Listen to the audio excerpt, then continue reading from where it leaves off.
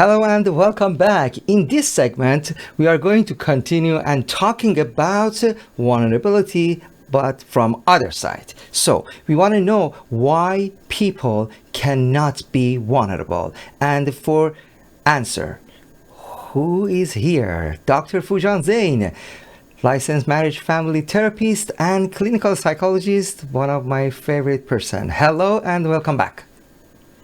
Hello. Nice to be with you and everyone. Thank you so much.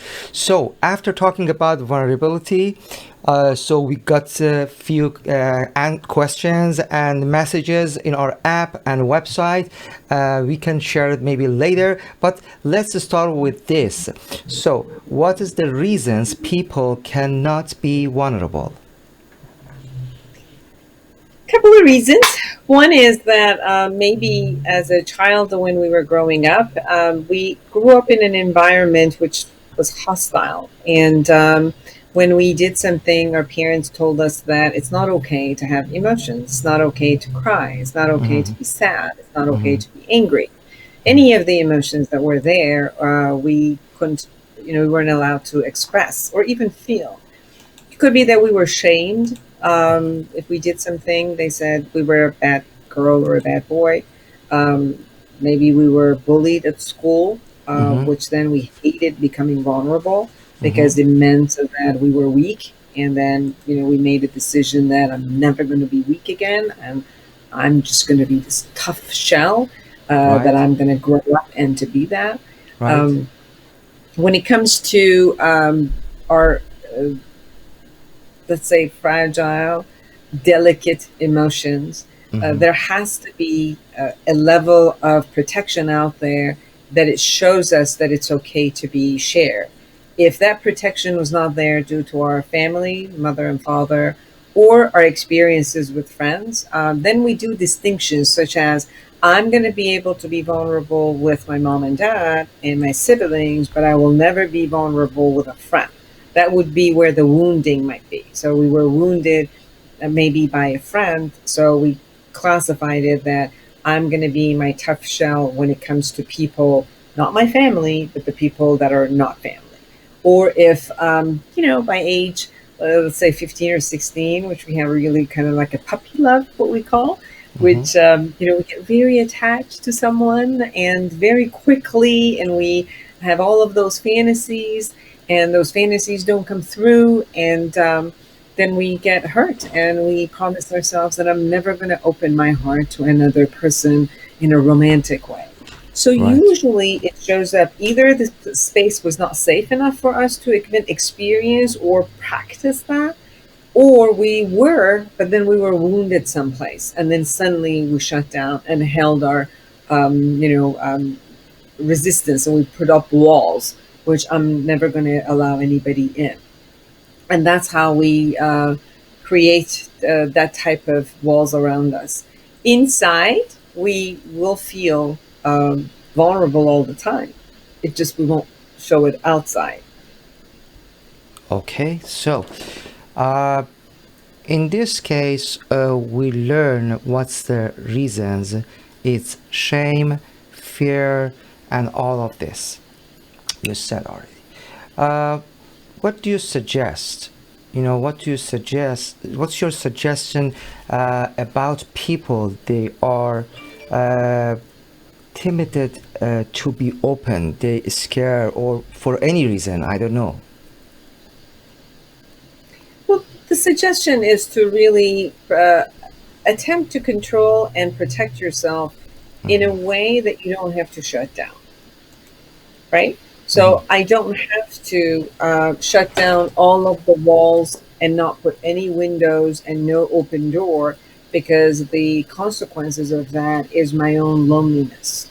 Right. Plus, that I'm always fragile inside and I put a tough shell, there's always this fear and anxiety that someone is going to penetrate through that and they're going to find that vulnerable place. So the anxiety is always high. But if I learn how to protect myself emotionally, Mm-hmm. then in that way, no one can harm me emotionally. Right. And how do I get strong inside of me It's when I get very, very clear with my set of value systems that I'm going to uphold. There are Mm-hmm. ways that I will treat people, and there are ways that I will allow people to treat me. And if that treatment is not given to me, I will give an alert, and then I remove myself from that person. I'm going to remove myself from that situation in order to protect myself. And then I can gauge and assess what are the places that I can create that type of a safety for myself. Where Right. is it that I can be with people who can hear me, who can understand me, who can honor me, who can respect me? And with those people, then I can open myself up. Mm-hmm. So it's the art of distinction, of knowing who I can be vulnerable with and who I can't, which situations I can be putting myself out there, which situations are just not appropriate, which way can I share my emotions that can be heard, um, and which way I can't express those emotions because no matter what, it can't be heard.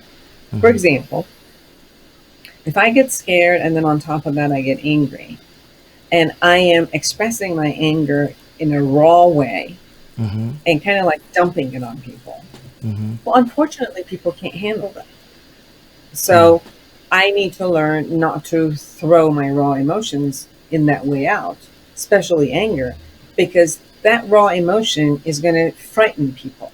It won't, they won't be able to be there to take care of me. Mm-hmm. So that's the distinction I need to have. So Mm-hmm. I need to actually take care of my anger, calm down my anger, and then express it from a vulnerable side, which shows, I'm angry at this, or I'm afraid of whatever it is, and then I share. Right. So the distinctions that I create for myself and others, the value systems that I create, I want to be around people who are loving, who are caring, who are honest. And if I come across someone who is really not that, it's Right. okay.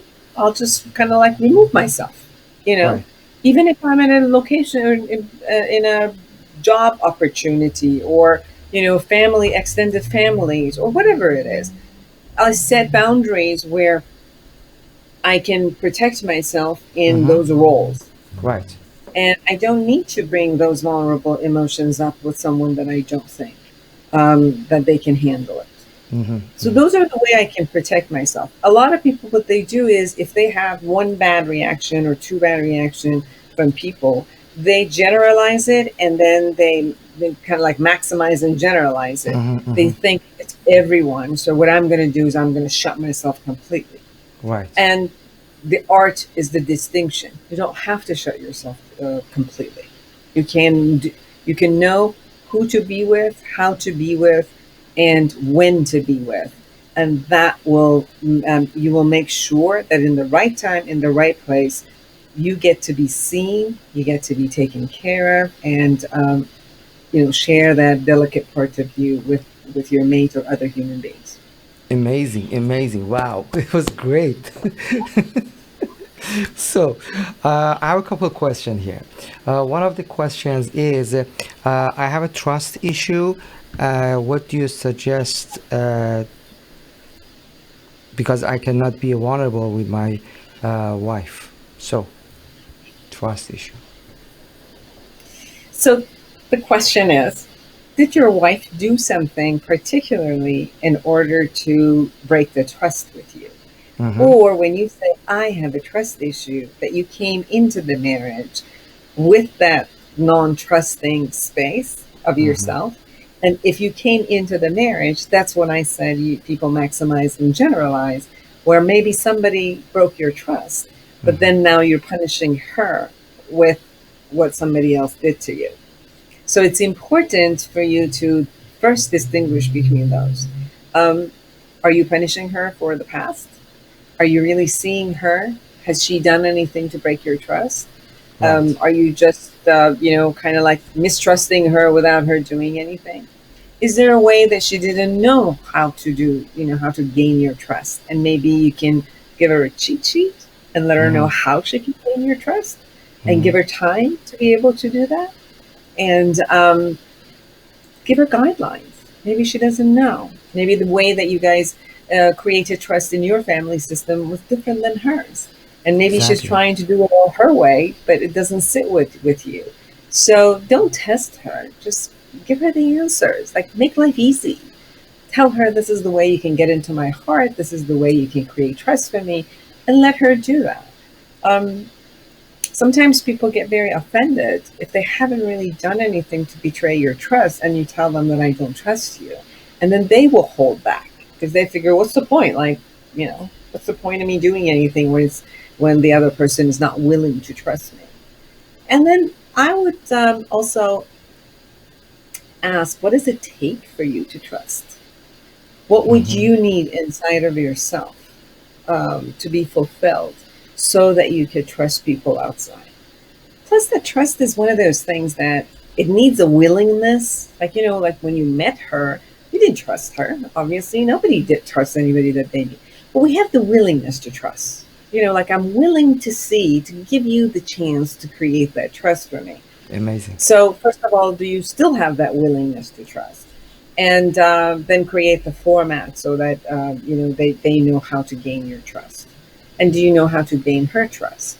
The other side that I would ask, there's a lot of questions I ask. Okay, Are you doing he it? already answered the first one. It's interesting. He said, I just find out I have a trust issue in my whole life. That's it. Yes. So, So for that, I would go back to look at where was your trust broken. Um, yeah. Amir, the trust versus mistrust is really almost like in an infant Hmm. time. Right. From first year of our life, Hmm. that's when we make a decision whether I trust the world or I don't. Wow. In the way that I'm very vulnerable and I'm very dependent on my Hmm. surroundings to take care Hmm. of my needs. Hmm. And if for any reason, and not intentional, maybe even unintentional, our parents or caretaker were not consistent with the way that they took care of us, we create non-trust. We create that the world cannot trust me. I cannot trust the world to give me what I need. So it could be that it's that period of time. It Hmm. could be that someone broke his trust. It could have been Right. his parent, one of them, or a friend or a lover or somebody. And then Hmm. he, as I said, maximized it and said, that's it. It hurts so much that they got caught into the grief, and the grief just continued. And they never completed with that grief. So my suggestion is to get help for this, because you deserve to live in a space of trust and connection. And when we don't trust people, we just can't connect to them fully. And so you're depriving yourself of that type of a trust and connection and love. So you owe it to yourself. Get help, from Hmm. wherever you are, Right. um, and find out where is it that type you were. Is it that you were wounded? When is it you made a decision that I cannot trust the world, and you put up these locked systems, and therefore you never created the skills of the distinctions we were talking about in order to know who to trust and who not to. So after you create, you kind of like heal the wound. Um, then you need to create the skills: observation, assessment, evaluation of who I can trust and not, and who Hmm. can I trust with what part of information. You can always trust somebody with some information, and Hmm. that's the distinction of how Right. far I can trust you and what are the tests I can put in order to give you a little bit of information and see what you do with it, and then Right. give you a little bit more and see what you do with it. Give myself a little bit of like my sadness and see Right. what you do with it. And that's how we systematize that kind of, open ourselves up fully to other people, because we Right. know they can handle it and they can take care of us. So that's something that I would really suggest. Yeah, thank you. Thank you so much. So, to close this segment, in 2 minutes, please. We're all vulnerable. Oh, If yeah. you got to get something, we're all vulnerable, Mm-hmm. whether we like it or not, or whether we pretend we're not. We Mm-hmm. are. We are born vulnerable. We go through life with building all these ego around us, and inside is still vulnerable. And as we age, guess what happens? We're vulnerable again. Right. And at the time that we're vulnerable, we become dependent on others. Mm-hmm. You know, we go from dependency to independency to Independence. dependency again. Mm-hmm. So it's not something you can really walk away or run away from. Right. Might as well learn how to deal with it, honor that fragile part of yourself, see the beauty in that delicate part of you, protect that beautiful part of you, Right. but don't shut it down. Don't protect it so much that you put it in a cage and it cannot get out. Build the assessment skill to see how, who, when you can bring that delicate out and share it with other human beings. Mm-hmm. And choose people around you that you can safely do that and Amazing. communicate with them so that you could create that for yourself. Yeah, this was super profound, amazing. Thank you so much, Dr. Foojan Zeine. Thank you, thank you, thank you. And for all of our viewers, if you want to contact with her, the easy way, www.foojan.com. She's based on Los Angeles, but the good things, everything now is global and online. Yeah, thank you, Dr. Zeine, and see you next time. Absolutely. Thank you so much for the opportunity. Bye It's my bye. pleasure. Thank you. Bye bye. So it was great, right? Wow.